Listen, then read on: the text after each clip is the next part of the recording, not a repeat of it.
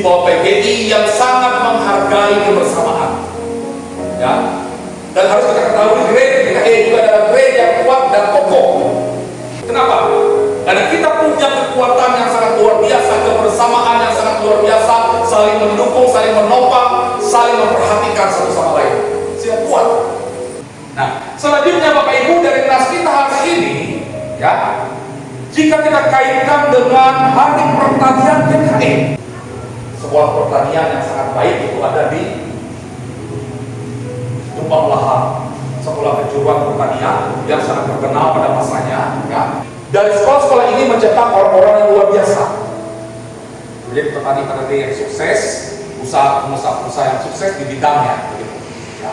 Nah kemudian, kenapa kita merayakan Hari Pertanian GKI? Karena latar belakang kita warga Kalimantan adalah sebagai petani. Kalau di daerah kami, di daerah Barito itu rata-rata petani. Ya, petani, ada yang petani ladang, sawah, kemudian juga ada penyadap karet, ya, pengusaha kopi, coklat, ya, jagung hibrida, ya begitu, ya. Jadi usaha-usaha itu yang mereka jalani dan itu menjadi mata pencarian yang luar biasa. Nah, lalu kenapa gereja kita merayakan Hari Pertanian? Karena kita mensyukuri bahwa banyak kebaikan Tuhan yang dinyatakan dalam kehidupan kita, ya, baik secara jasmani, lebih-lebih secara rohani. Nah, lalu apa kaitannya secara rohani, Bapak Ibu? Hari Pertanian ini, karena kita sebagai umat percaya adalah menjadi saksi Kristus yang hidup.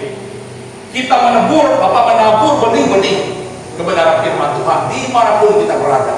Ya, kita semua dipakai oleh Tuhan menjadi sarana untuk menaburkan firman Tuhan itu, ya, seperti kita menabur bibit di sawah atau di ladang.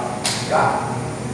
Jadi kalau Bapak Ibu ingat perumpamaan tentang penabur, ingat Bapak Ibu, menabur bibit ini tidak mudah. Menjadi saksi Tuhan tidak mudah. Karena nanti kita dihadapkan dengan 4 macam tanah. Masih ingat tanahnya?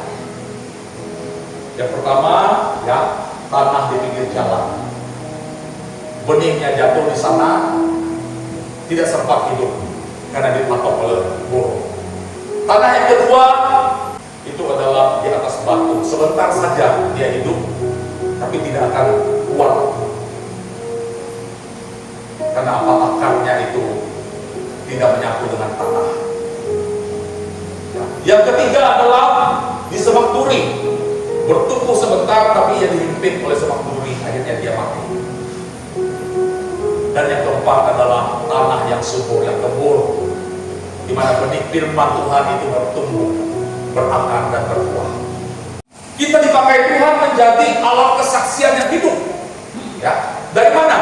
Ya bukan hanya dengan perkataan kita, tapi perbuatan nyata kita yang disaksikan orang lain, sehingga orang lain melihat, oh ini dia orang percaya, orang Kristen.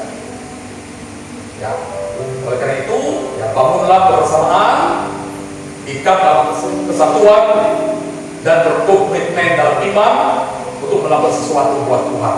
Memang tidak mudah, ya, karena dunia di mana kita ada ini dunia yang sudah dirusak oleh dosa. Tantangan, pengujian, pergumulan luar biasa. Ya, kalau kita hanya andalkan kemampuan kita sendiri tidak akan bisa. Oleh karena itu dalam tema Hari Pertanian ini, bahwa ada Roh Kudus yang akan memampukan setiap kita untuk memberitakan kabar baik pada semua orang. Artinya, jangan andalkan diri kita sendiri, tapi andalkanlah Tuhan dan serahkanlah dalam tangan Tuhan. Tuhan memberkati kita, menguatkan dan menentukan kita sekalian. Amin.